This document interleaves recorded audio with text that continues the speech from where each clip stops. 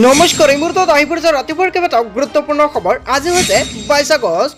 লাখ লাখ আত্মসহায়ক মহিলাৰ বাবে এটা ভাল খবৰ। মহিলাসকলৰ বেংক একাউণ্টলৈ চৰকাৰে প্ৰদান কৰিব 10,000 কোটি টকা। আজি এছএছজিৰ এখন নতুন আপডেট প্ৰকাশ পাইছে। কেতিয়া আত্মসহায়ক মহিলাৰ বেংক একাউণ্টলৈ 10,000 কোটি টকা প্ৰদান কৰিব। ইয়াক লৈ মুখ্যমন্ত্ৰী ডক্টৰ হিমন্ত বিশ্ব শৰ্মাই এটা একচেপ্ট লিষ্ট প্ৰকাশ কৰিছে। কোন কোন মহিলাৰ নাম আহিলে লিষ্টত এতিয়া আপুনি চাই লওক। লগতে এটা ডাঙৰ খবৰ মুকলি আহিছে।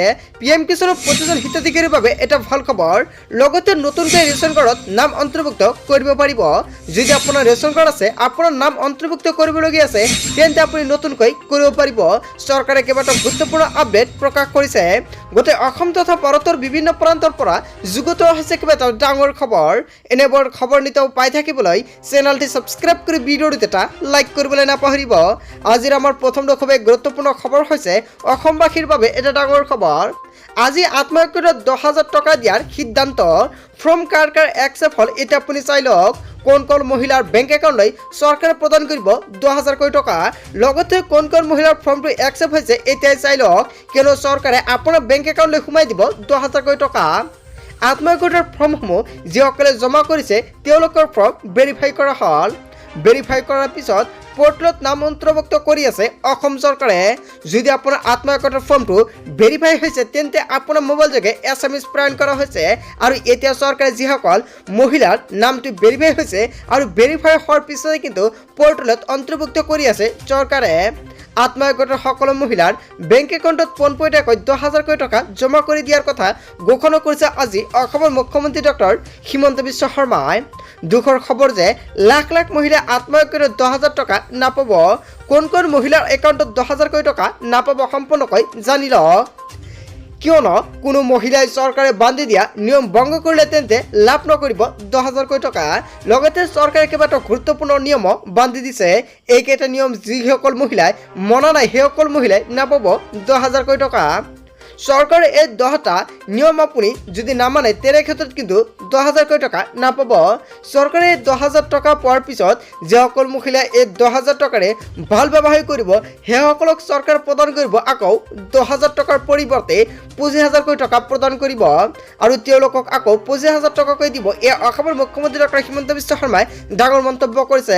এক নম্বৰতে এটা ডাঙৰ পন্থা হাতত লৈছে। এক নম্বৰটো হৈছে যদি আপুনি 10,000 টকা লৈছে আত্মসহায়কৰ মহিলাৰ প্ৰত্যেকজন মহিলাৰ বেংক একাউণ্টত কিন্তু প্ৰথম কিস্তি হিচাপে 10,000 কোটি টকা সোমাই দিব।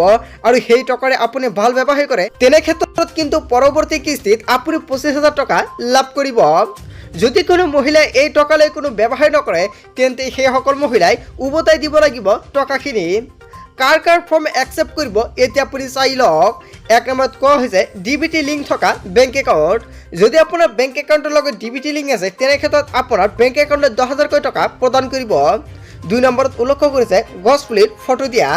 আপুনি ফৰ্মৰ লগত গছপুলিৰ ফটোটো দিছে নে নাই, যদি দিছে তেন্তে আপুনি 10,000 টকা লাভ কৰিব। 3 নম্বৰত উল্লেখ কৰিছে বেংক একাউণ্ট দিয়া। বহুতেই বেংক একাউণ্টটো দিয়া নাই আপোনাৰ যিখন ফৰ্ম জমা দিছে ফৰ্মৰ লগত। লগতে 4 নম্বৰত উল্লেখ কৰিছে জেনেৰেল কাষ্টৰ 3টাতকৈ অধিক সন্তান নথকা মহিলা। যদি আপুনি জেনেৰেল কাষ্টত বিলং কৰি আছে আৰু আপোনাৰ 3টাতকৈ অধিক সন্তান তেনে ক্ষেত্ৰত কিন্তু আপুনি নাপাব। আৰু যদি 3টাতকৈ তলত সন্তান বা 3টা হয় তেনে ক্ষেত্ৰত কিন্তু আপুনি 10,000 কোটি টকা লাভ কৰিব। 5 নম্বৰত উল্লেখ কৰিছে SC ST মৰাণ মাত্ৰ ট্ৰিটেবল আদিত 4টাতকৈ অধিক সন্তান নথকা মহিলা। লগতে বিজনেছ প্লেন ফৰ্ম দিয়া মহিলা। যদি আপুনি বিজনেছ প্লেন ফৰ্মটো দিছে তেন্তে আপুনি 10,000 কোটি টকা লাভ কৰিব। আৰু যদি আপুনি বিজনেছ প্লেন ফৰ্মটো দিয়া নাই আপুনি কি ব্যৱসায় কৰিব আৰু তাৰ বাবে আপুনি সম্পূৰ্ণকৈ উল্লেখ কৰা নাই তেনে ক্ষেত্ৰত কিন্তু 10,000 টকা আপুনি নাপাব। তেনে ক্ষেত্ৰত কিন্তু আপুনি 10,000 কোটি টকা নাপাব। অসম চৰকাৰে এইকেইটা নিয়ম বান্ধি দিছে। লগতে অতি শীঘ্ৰে আত্মসহায়কৰ মহিলাৰ বেংক একাউণ্টলৈ চৰকাৰে প্ৰদান কৰিব 10,000 কোটি টকা। মুখ্যমন্ত্ৰী হিমন্ত বিশ্ব শৰ্মাই তাৰিখটো ফিক্স কৰা নাই। যেতিয়াই ফিক্স ডেট এটা প্ৰকাশ কৰিব লগে লগে আপোনালোকে এইখন চেনেলৰ জৰিয়তে পাই যাব। আৰু এনেকুৱা ভিডিঅ' পাবলৈ হ'লে নিশ্চয় চেনেলটি ছাবস্ক্ৰাইব কৰি ৰাখিব।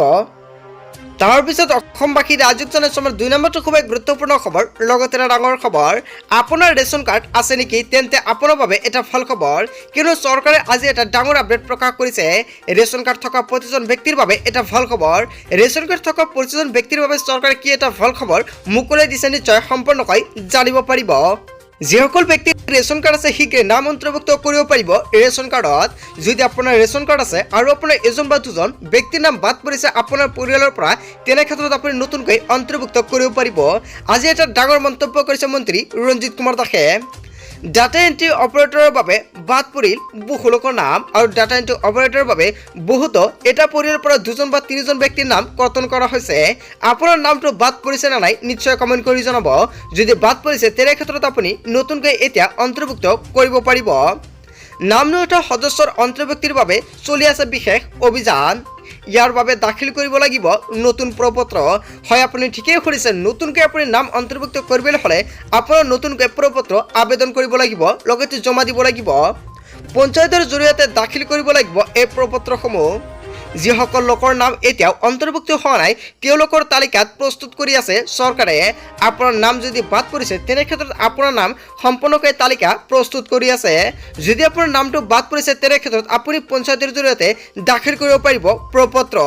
যিসকল লোকৰ নাম এতিয়াও অন্তৰ্ভুক্ত হোৱা নাই সেইসকল ব্যক্তিৰ বাবে এটা ফল খবৰ, অতি শীঘ্ৰে আপুনি অন্তৰ্ভুক্ত কৰিব পাৰিব ৰেচন কাৰ্ডত আপোনাৰ নামসমূহ। মন্ত্ৰী ৰঞ্জিত কুমাৰ দাসে কৰিলে এটা ডাঙৰ ঘোষণা। যিসকল ব্যক্তিৰ ৰেচন কাৰ্ড আছে সেইসকল ব্যক্তিৰ বাবে এটা ভাল খবৰ। লগতে আপুনি ভিডিঅ'টি বেছিকৈ শ্বেয়াৰ কৰি দিব যাতে সকলোৱে এই আপডেটৰ বিষয়ে জানিব পাৰে। তাৰপিছত অসমবাসীৰ ৰাইজক জনাইছোঁ আমাৰ 3 নম্বৰটো খুবেই গুৰুত্বপূৰ্ণ খবৰ, লগতে ডাঙৰ খবৰ। মোদী চৰকাৰে কেইবাটাও গুৰুত্বপূৰ্ণ পন্থা হাতত লৈছে। চৰকাৰে কেইবাটাও ডাঙৰ আপডেট প্ৰকাশ কৰিছে। আপুনি একেটা সুবিধা লাভ কৰিছে নে নাই নিশ্চয় কমেণ্ট কৰি জনাব। প্ৰথমতে সম্পূৰ্ণকৈ উল্লেখ কৰিছে প্ৰধানমন্ত্ৰী গৰীব কল্যাণ অন্ন যোজনাৰ জৰিয়তে 80 কোটি প্লাছ নাগৰিকে 2020 চনৰ পৰা বিনামূলীয়াকৈ ৰেচন লাভ কৰি আছে। আপুনি ৰেচনটো পায়নে নাই নিশ্চয় কমেণ্ট বক্সত জনাব। লগতে আপুনি ৰেচন কাৰ্ড পাইছে নে নাই, যদি ৰেচন কাৰ্ড পোৱা নাই তেন্তে আপুনি নিশ্চয় কমেণ্ট কৰি জনাবলৈ নাপাহৰিব। লগতে আন এটা আপডেটত প্ৰকাশ কৰিছে প্ৰধানমন্ত্ৰী জনধন একাউণ্টৰ জৰিয়তে 50 কোটি প্লাছ নাগৰিকে বেংকিং ব্যৱস্থাত যোগদান কৰিছে। আপুনি এইসমূহ সুবিধা লাভ কৰিছে নেকি? প্ৰধানমন্ত্ৰী জনধন একাউণ্ট আপোনাৰ আছে নে নাই? যদি নাই আপুনি কেনেকৈ অপেন কৰিব প্ৰধানমন্ত্ৰী জনধন একাউণ্ট? যদি আপোনাৰ লাগে নিশ্চয় কমেণ্ট কৰি জনাব, আন এটা আপডেটত জনাই দিম। লগতে আপুনি এইসমূহ সুবিধা পাইছে নে নাই সেয়াও জনাব। 3 নম্বৰত উল্লেখ কৰিছে 36 লাখ কোটি টকা পোনপটীয়াকৈ একাউণ্টে হস্তান্তৰণ কৰি নাগৰিকসকলক শক্তিশালী কৰা হৈছে। আৰু কোনোবা নাগৰিক বা আপুনি পাইছে নে নাই চৰকাৰী কোনো ধৰণৰ আঁচনি সুবিধা বা চৰকাৰী কোনো ধৰণৰ টকা আপুনি আপোনাৰ বেংক একাউণ্টলৈ পাইছে নে নাই বা সুবিধা কিবা লাভ কৰিছে নে নাই নিশ্চয় কমেণ্ট কৰি জনাব। লগতে আন এটা আপডেট প্ৰদান কৰিছে আয়ুষ্মান ভাৰতৰ অধীনত 36 কোটি প্লাছ নাগৰিকে 5 লাখ টকাৰ বিনামূলীয়া স্বাস্থ্য বীমা লাভ কৰিছে।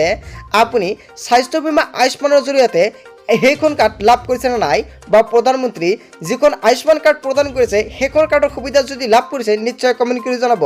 আৰু যদি এতিয়ালৈকে সেইসমূহ কাৰ্ডৰ সুবিধা পোৱা নাই নিশ্চয় জনাব। তাৰপিছত আন এটা আপডেট প্ৰদান কৰিছে প্ৰধানমন্ত্ৰী আৱাস যোজনা আৰু অন্যান্য পদক্ষেপৰ অধীনত 4 কোটি প্লাছ পৰিয়াল এতিয়া পকী ঘৰ লাভ কৰিছে। লগতে আপুনি চৰকাৰী ঘৰ পাইছে নে নাই, যদি আপুনি চৰকাৰী ঘৰ পোৱা নাই নিশ্চয় কমেণ্ট কৰি জনাব। আৰু যদি লাভ কৰিছে সেয়াও আপুনি কমেণ্ট বক্সত জনাব। লগতে আন এটা আপডেট প্ৰদান কৰিছে জল জীৱন মিছনৰ অধীনত 14 কোটি প্লাছ পৰিয়ালে পৰিষ্কাৰ খোৱা পানীৰ সুবিধা লাভ কৰিছে। আপোনাৰ ঘৰত পৰিষ্কাৰ খোৱা পানীৰ সুবিধা আছে নে নাই, যদি আছে বা চৰকাৰে আপোনাক প্ৰদান কৰিছে নিশ্চয় জনাব। তাৰপিছত চৰকাৰে উল্লেখ কৰিছে আমাৰ সামগ্ৰিক দৃষ্টিভংগীৰ বাবে 25 কোটি প্লাছ নাগৰিক দৰিদ্ৰৰ পৰা মুক্ত হৈছে। বা আপোনাৰ অঞ্চলত বা গাঁৱত কোন ধৰণৰ দৰিদ্ৰ লোক আছে নেকি, যদি আছে নিশ্চয় কমেণ্ট কৰি জনাব। লগতে মোদী চৰকাৰৰ দ্বাৰা কোনো ধৰণৰ লোকে নাগৰিক বা দৰিদ্ৰৰ পৰা মুক্ত লাভ কৰিছে নাই সেয়াও আপুনি জনাব। চ' বন্ধু বান্ধৱীসকল, অসমৰ মোদী চৰকাৰে কেইবাটাও গ্যাৰাণ্টি প্ৰদান কৰিছে আৰু এইসমূহ গ্যাৰাণ্টিৰ ভিতৰতে 10 বছৰত চৰকাৰে সম্পূৰ্ণকৈ উল্লেখ কৰিছে বিকাশ।